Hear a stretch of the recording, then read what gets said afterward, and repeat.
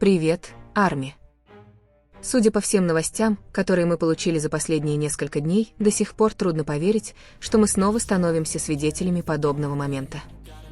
С тех пор, как в программе The Tonight Show starring Джимми Феллон пригласили BTS для продвижения их альбома Earring, стало ясно, что будет много моментов с Тэкуком. Их даже видели вместе на предшоу фотографиях с ведущим Джимми Фэллоном, где Ким Тэхён непринужденно рисовал сердечки по обе стороны головы Чон Чингука, а Чингук оставался достаточно близко, чтобы обнять его за плечи.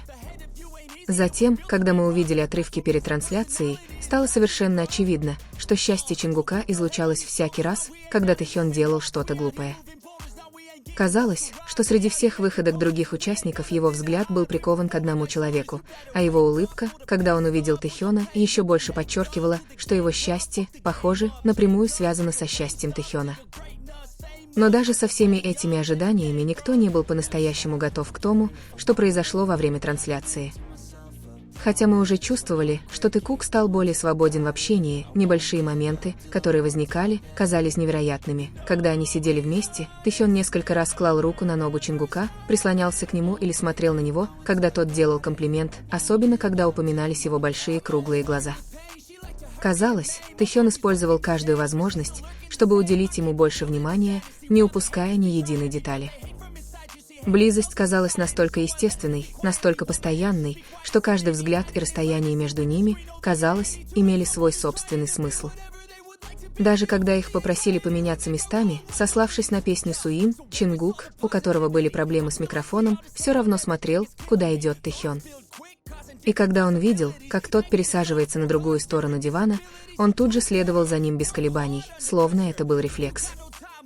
С другой стороны, Тэхён также уделял внимание Чингуку, убеждаясь, что все в порядке, готовый помочь в любой момент. Это было небольшое, но очень теплое внимание. Несколько минут назад, когда зашел вопрос о том, кто самый неряшливый в общежитии, и Ким Сакджин упомянул Чингука, Тэхён тут же пристально посмотрел на него, даже бросив взгляд, чтобы убедиться, о ком идет речь. Затем он продолжал наблюдать за ним, когда зашла речь о чемодане, который так и не закрылся в Лос-Анджелесе.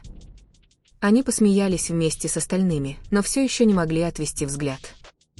Сам Чингук, казалось, привык к этому, его это нисколько не беспокоило. Наоборот, они выглядели расслабленными, словно это было частью их повседневной жизни. Но кульминацией всех моментов стал вопрос о том, чего им больше всего не хватает во время военной службы. С самого начала Тэхён смотрел на Чингука с таким напряженным выражением лица, которое трудно было описать, словно он был погружен в свои мысли. Когда Чингук наконец посмотрел на него в ответ, атмосфера стала более напряженной. Среди фанатов даже появилась небольшая теория о подмигивании Чингука, и этот момент казался таким синхронным. Затем, когда Тэхён ответил, что скучает по поддразниваниям Чингука, он произнес это так, будто «целовал меня», что вызвало цепную реакцию у всех присутствующих в комнате. Ким Намджун выглядел смирившимся, словно предвидел этот небольшой хаос. Тем временем Чингук казался спокойным, даже немного наслаждаясь ситуацией. Он окликнул Тэхёна, коснулся его плеча и попытался вызвать взрывную реакцию публики. Джимми же выглядел растерянным, пытаясь понять, что он говорит. Наконец, Тэхён объяснил на ломаном английском, что имел в виду поддразнивание, а не поцелуи, и атмосфера постепенно вернулась в нормальное русло. Однако была одна маленькая деталь, которая не осталась незамеченной. Улыбка Чингука на мгновение исчезла, а затем вернулась, словно он понял что-то только сам. Когда Тэхён смущенно закрыл лицо руками, Чингук похлопал его по ноге и засмеялся, явно наслаждаясь моментом без всякой неловкости. Фанаты еще больше разволновались, остальные участники казались более осторожными, но Чингук лишь медленно покачал головой, словно говоря, что все придают этому слишком большое значение. Момент, возможно, закончился всего одним словом, но его воздействие было гораздо сильнее. Если раньше поцелуй Тэкука происходил уникальным и беззаботным образом, то на этот раз все было иначе. Даже без каких-либо действий, одного взгляда было достаточно, чтобы передать все. После этого события близость не исчезла, их видели вместе прибывающими в отель, едущими в одной машине и даже делящими номер, и все же не было никаких признаков дискомфорта, совсем наоборот, все казалось естественным, как обычно. На следующий день, 26 марта, они снова появились в Стейшернхит. Все началось с того, что Тэхён напел «Эрирнг», а затем попросил Чингука издать звук меча, на что тот с готовностью согласился. Их общение было легким и спонтанным, словно они читали комментарии фанатов, оставаясь при этом верными себе. На этом все не закончилось. Чингук даже поделился с Тэхёном видео в ТикТок, сделав кавер, и распространил его по различным платформам, отметив его, как бы показывая, что среди всего прочего Тэхён всегда занимает особое место. Из всего произошедшего больше всего запомнилось то, что этот застенчивый Тэкук остается чем-то, что стоит ценить. И такие моменты, какими бы незначительными они ни были, навсегда останутся в памяти.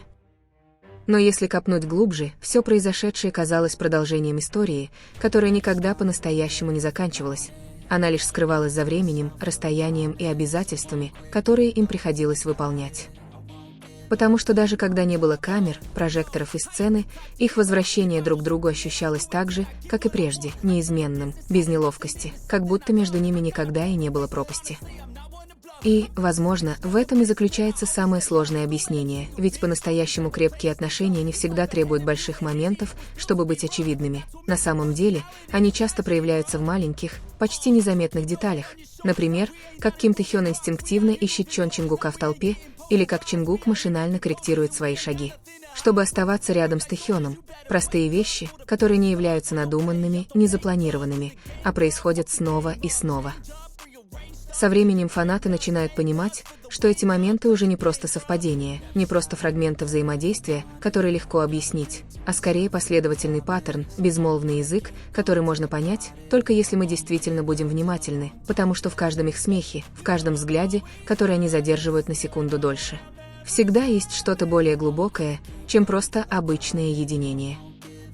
Даже в самых обыденных ситуациях, например, когда они шутят в Стейшернхит или делятся короткими постами в социальных сетях, динамика возникает сама собой. Тэхён в своей уникальной манере, Чингук со своими всегда уместными ответами, создавая баланс, который трудно описать словами, но так легко почувствовать. Как будто они говорили на одной волне, не было необходимости что-либо говорить, потому что все и так было понятно. И, возможно, именно поэтому каждый маленький момент казался таким важным для многих людей. Потому что за этой простотой скрывалась искренность, которую невозможно было подделать. Не было попыток выглядеть определенным образом, не было необходимости объясняться перед кем-либо, они просто были самими собой, и именно в этом заключался весь смысл, естественно, без давления, без сценария. Когда мы вспоминаем тот момент на шоу Джимми Фэллона, все эти мелкие детали теперь кажутся такими ясными. То, как Тэхён смотрел на них, то, как Чингук реагировал, как они оставались связанными даже посреди разговора с участием стольких людей. Все они были словно кусочки пазла, медленно складывающиеся в более полную картину близости, которую не нужно было объявлять, потому что она и так была очевидна.